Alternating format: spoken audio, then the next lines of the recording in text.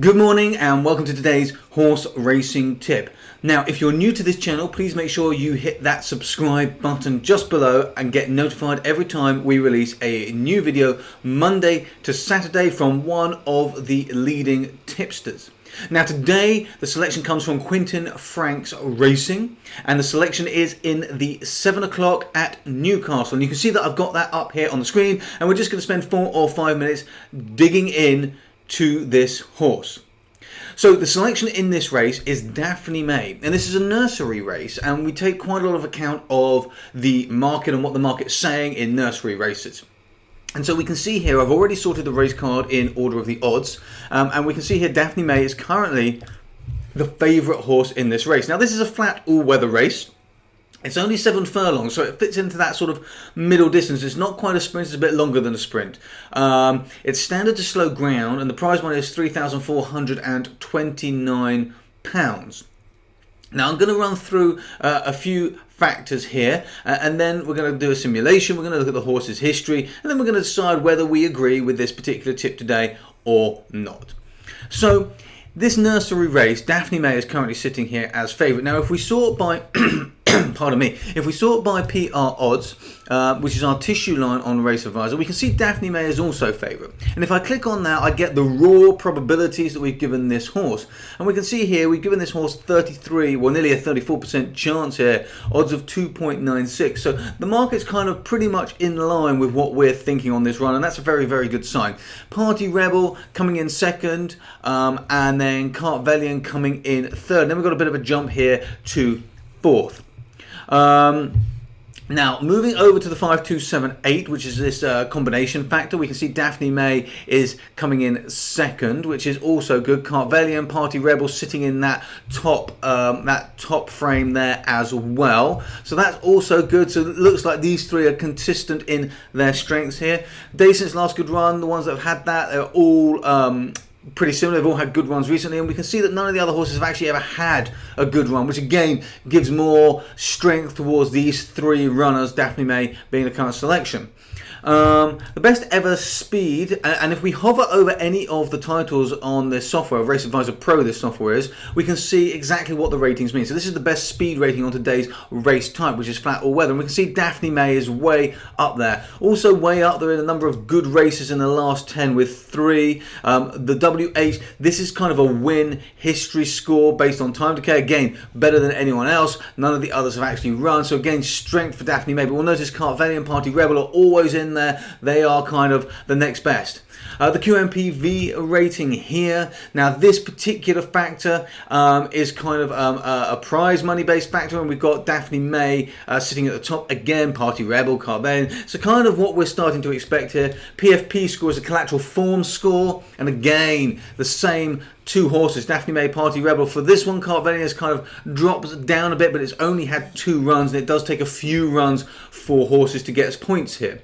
So everything's looking strong for Daphne May. Looks like Cartvelian, Party Rebel are going to be the next strongest. If we look at the predicted pace, it's predicted to be slow in this race. I can see here a quick summary at the top of what that actually means. But in summary, without going through it because we're short on time in these videos, what it basically means is that a mid-pack horse, if a mid-pack horse can get a lead in this race by more than 2 or 3 lengths, then they're often going to keep that position all the way to the finish, because often these races don't have leaders or early pressers, so we get no horse that really wants to take the lead.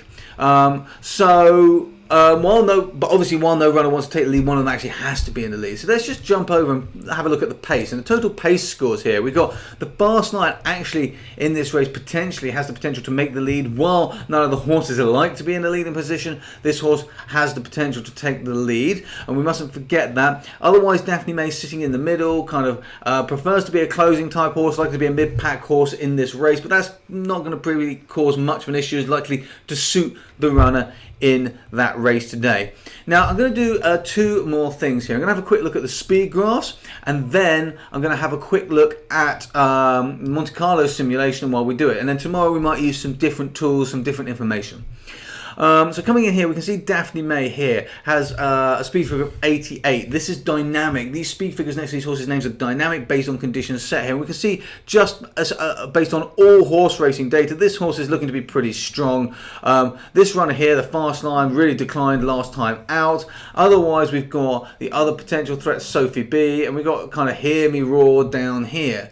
Now, the Fast Line, who we had Party Rebel and Carvelian. Now, Party Rebel is sitting down here, so that's really not so good, and Carvelian is sitting down here. So that gives the selection more chances. If we just put on here flat all weather and we look for the condition of standard to slow and apply that filter, we can see here Daphne May looking really strong, Sophie B potentially a threat here, but coming down here, Carvelian really not looking like any serious concern.